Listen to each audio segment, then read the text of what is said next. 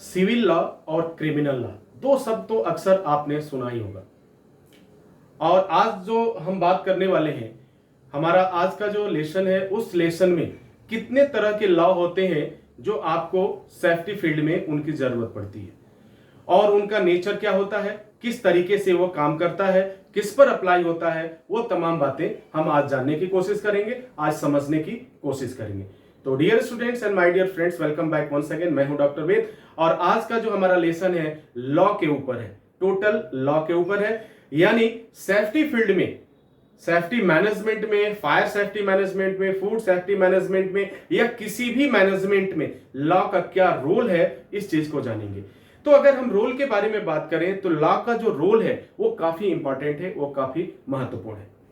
इतना महत्वपूर्ण है कि हमें वो बाध्य होकर के, आप बाध्य कह लीजिए चाहे जो भी कह लीजिए, आपको वह लॉ फॉलो करने हैं। सबसे पहले जान लेते हैं कि वो कौन कितने लॉ हैं और किस तरीके से हैं, ताकि आपको समझ में आएगा। तो सबसे पहले अगर हम बात करें तो हमारे पास आता है क्रिमिनल लॉ। क्या आएगा? Criminal law. ये है हमारा क्रिमिनल लॉ। दूसरा आएगा सिविल लॉ। दूसरी तरह का लॉ क्या होता है? Civil law. तीसरी तरह का लॉ जो है स्पेशली बोला जाता है सेफ्टी लॉ। चौथे तरह का लॉ आपके पास आएगा लेबर लॉ। पांचवा तरह होगा आपका कंपनी एक्ट, कंपनी लॉ। ठीक है। छठे नंबर पे आएगा आपका इंटरनेशनल लॉ, इंटरनेशनल। एंड सातवें नंबर पे होगा आपका नेशनल लॉ। आई होप कि आप देख पा रहे हैं, national law.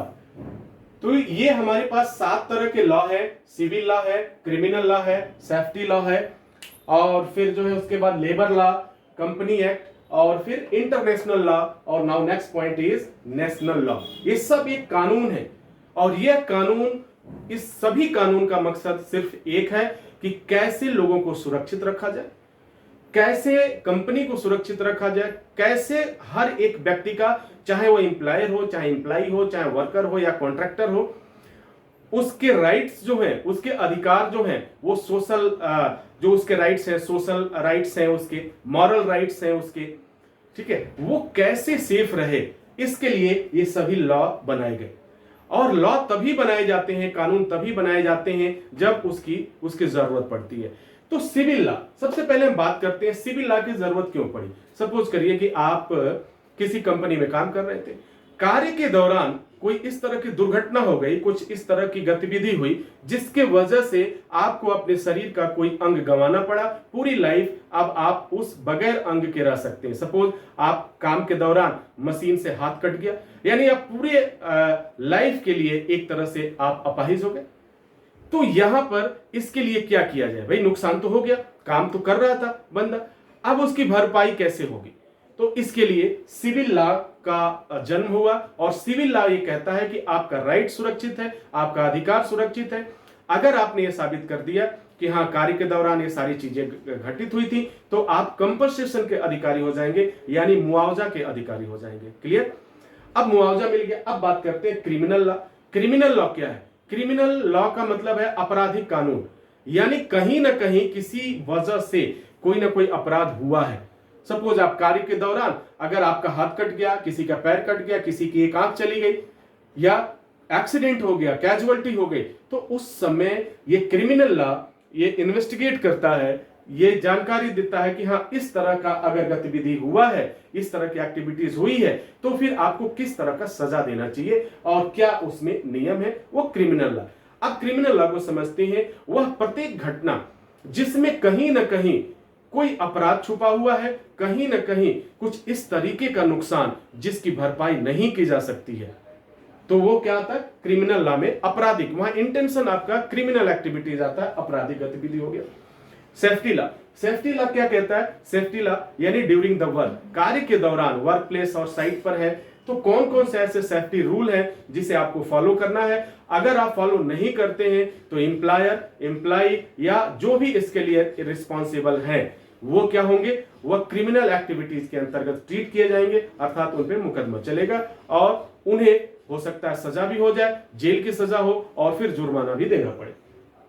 Company act, company act बनाया गया, इसलिए बनाया गया कि व्यवसाय को बेहतर करने के लिए, कमर्शियल या व्यवसायिक जो भी चीजें हैं, वो डेवलप करने के लिए, बेहतर डेवलपमेंट के लिए बनाया गया कंपनी एक्ट कि आपको इस रूल के तहत एक एम्प्लॉयर के भी अधिकार सुरक्षित रहेंगे, एक एम्प्लॉय का भी अधिकार सुरक्षित रहेगा और आप ग्रो कर पाएंगे, बेहतर कर पाएंगे। इसलिए कंपनी एक्ट का निर्माण किया गया और कंपनी एक्ट जो है हमारे बिजनेस से, प्रोडक्शन से, इट मींस कंपनी से रिलेटेड होता है। अब बात कर लेते हैं इंटरनेशनल लॉ। कुछ ऐसे लॉ हैं, अंतरराष्ट्रीय विधि, कुछ ऐसे लॉ हैं जो पूरी दुनिया में एक समान, कुछ देशों को छोड़कर एक समान अप्लाई होता है, एक समान लागू होता है। अगर कोई गतिविधि इस तरह की हुई, सपोज करिए कि हम इंडिया में हैं और जाकर अमेरिका में काम करते हैं, तो इंटरनेशनल लॉ क्या करता है कि हमें हमारे सारे अधिकार को सुरक्षित करते हुए हमें सेफ रहने के लिए एक एटमॉस्फेयर और एक इन्वायरमेंट प्रदान करता है। ओके, तो इंटरनेशनल लॉ। नेशनल लॉ क्या है? नेशनल लॉ, हर एक देश का अपना खुद का कानून होता है और उस कानून के अनुसार वह देश को चलाया जाता है, वहां के लोग अपने आप को सुरक्षित महसूस करते हैं। तो आई होप कि आपने ये 7 तरह के लॉ के बारे में समझा। जनरल इंट्रोडक्शन था, बाकी डिटेलिंग हम जो आपके कोर्स से रिलेटेड है, सब्जेक्ट से रिलेटेड है, मैं समय समय पे आपको बताता रहूंगा। तो आज हमने क्या क्या सीखा? सिविल लॉ क्या है, किस तरह की इसका नेचर है, क्रिमिनल लॉ क्या है, इसका नेचर क्या है, सेफ्टी लॉ क्या है, इसका नेचर क्या है, लेबर लॉ की आवश्यकता क्यों पड़ी, कंपनी एक्ट की आवश्यकता क्यों पड़ी, इंटरनेशनल लॉ और नेशनल लॉ में अंतर क्या है, डिफरेंस क्या है, कब, क्यों और कैसे ये अप्लाई होता है। ये लगभग एक हम लोगों ने आउटलाइन देखा, एक समरी देखा, एक सारांश देखा। आई होप कि इन लॉ के बारे में जनरल जानकारी आपको मिल गई होगी और आपके जो क्वेश्चन थे वह क्वेश्चन सॉल्व हो गया होगा। तो dear students and my dear friends, इसी के साथ आपसे इजाजत चाहेंगे। नेक्स्ट वीडियो में पुनः हाजिर होंगे, तब तक सीखते रहिए, अपने आप को बेहतर करिए। Wish you all the best. Thank you for watching, thank you for learning.